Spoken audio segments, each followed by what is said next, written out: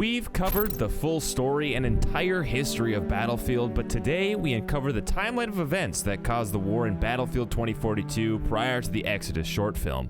Real quick, if you've been enjoying the content lately, consider subscribing. I have some really exciting things on the way and I don't want you to miss it. Alright, back to the video. Over the next 21 years, the world is going to experience climate change on an unprecedented level. Sea levels will rise, economies will collapse, alliances will be broken, and on October 9th, 2033, the world experiences the first Category 6 hurricane called Zeta. 3 months later, in January of 2034, the second Great Depression strikes due to global food shortages. And by August of 2035, the government of Germany collapses, leading to the European Union disbanding. It's not all bad though, as by 2037, revolutions in energy, desert irrigation, hydraulic levees, and seawalls will allow for humanity to begin rebuilding a global society. Nations that manage to find stability will even begin to reopen their once closed borders. However, conflicts begin to arise between the two remaining superpowers of the world, the United States and Russia. And for those left without a safe home, they all band together in order to survive. These bands of people begin to call themselves the non-patrioted, or NOPATs for short.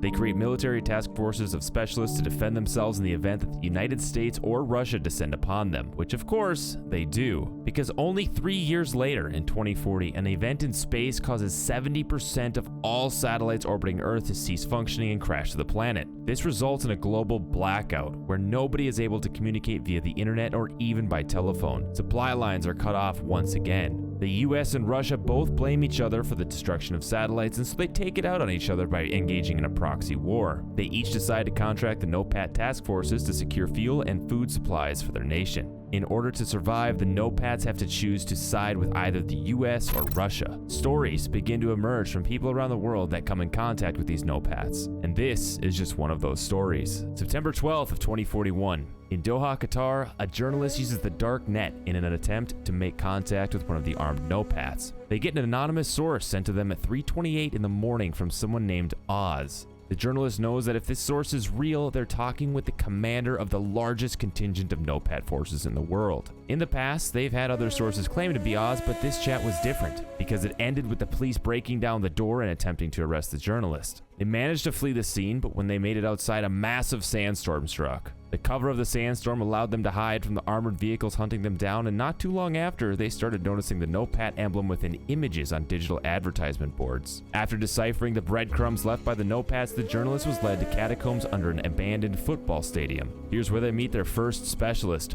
Boris. He points to a nearby tunnel with his flashlight and exposes that it's guarded by a remote sentry system. The journalist continues onwards, wondering if they'll ever be able to call Doha their home again. What they don't know is that within a year, Qatar will become a failed state, and the city of Doha will be buried in sand. November 1st, 2042. 2 months and many clues later, the journalist finds their way to a safe house made of shipping containers in India, filled with heavily armed NOPATs. One of the specialists there, Rao, a notorious Indian hacker and ex-Marcos officer, has a brief talk with the journalist and explains how the NOPATs came to be. That the world governments cracked down on all NOPATs and treated them as smugglers and pirates. Interestingly, Alang is known for being the largest ship-breaking yard in the world. It's also known for having corrupt businessmen that sell ships intended for scrap instead to the NOPATs on the black market, and with the NOPATs around them not having a boat, the journalist realizes that something is up.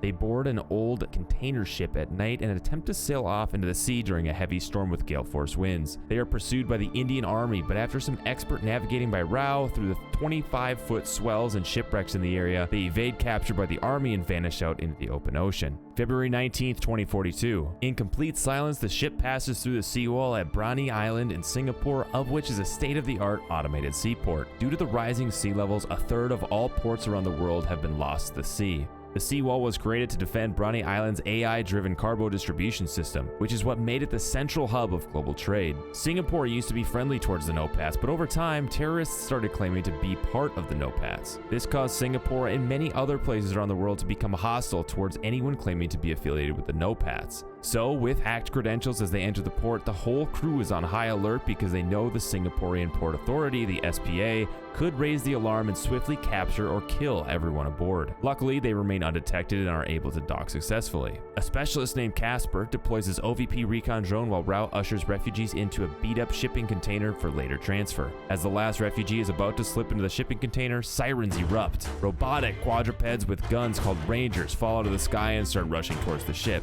Casper engages with his sniper rifle while Rao pilots the boat away from the dock and hacks into the automated distribution system on the island, dropping containers wherever he can to block the Port Authority from catching them. The Port Authority then takes to the sea, shooting at the ship in hot pursuit. Luckily, the NOPAT fleet arrives with fishing trawlers, container ships, tugboats, and more, and they engage with the Port Authority, fighting them back behind the seawall. May 8th, 2042. As the crew afloats aimlessly in the Yellow Sea for 2 days waiting to hear for the next intel from Oz, they continued getting a steady stream of news from around the world. One of the stories was about an executive assistant at a company called Daesung Electronics stealing 10 petabytes of internal data from their headquarters in Songdo, South Korea, and escaping via private helicopter. Before the satellite crash and blackout in 2040, almost the entire world had switched to satellite internet, but Daesung Electronics was one of the only companies to continue providing internet on the ground. They were able to get 60% of the world's internet back online in under a year. So for the US and Russia, if they were to say, hack and steal all of Daesung Electronics information, they may gain some significant tactical advantage over one another. After hearing of the news, the sound of a helicopter could be heard by all of the crew, and looking out over the sea was a flaming jet black helicopter with the Daesung Electronics logo on its side. The helicopter then went crashing into the ocean with a single woman parachuting down to the deck of the ship.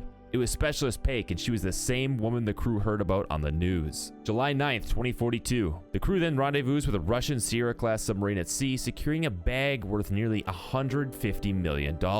A message then is relayed to the bridge of the ship from Oz, explaining that they will receive 5 containers from a Russian container ship the next day, and then need to transport them to Kourou. The contents of the containers were unsure, but the crew ferried it over the course of 3 weeks until they reached port and moved the containers by rail for another week. The question was, why Kourou of all places? Well, when the United States and Russia no longer had satellites they could use to spy on each other, they quickly wanted to launch new spy satellites into space. Cape Canaveral was lost to the sea due to the rising oceans, but there was an old EU launch site in Kourou that could be used. This worried the Russians deeply, so they began encouraging uprisings in French Guiana to try to get the Americans out. After arriving at the final destination, the containers were opened by the local militia, revealing not only pineapples, but also a cache of Volkov multi-munition rocket launchers. As soon as the containers were opened, American forces began swarming the area, guns ablazing. The journalist was shot in the side and passed out during the firefight, later waking up being attended to by the specialist medic, Maria Felk.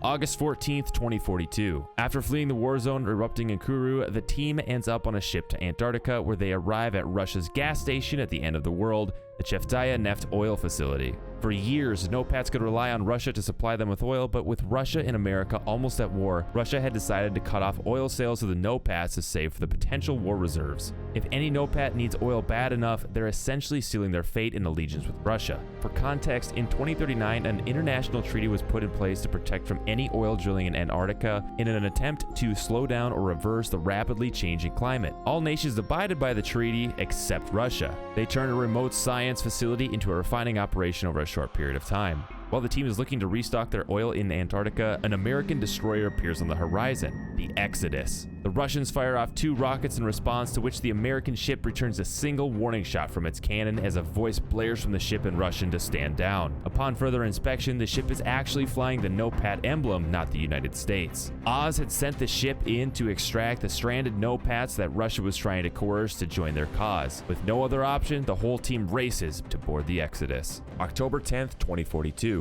The team manages to board the Exodus and set sail for the port of Freetown, Sierra Leone.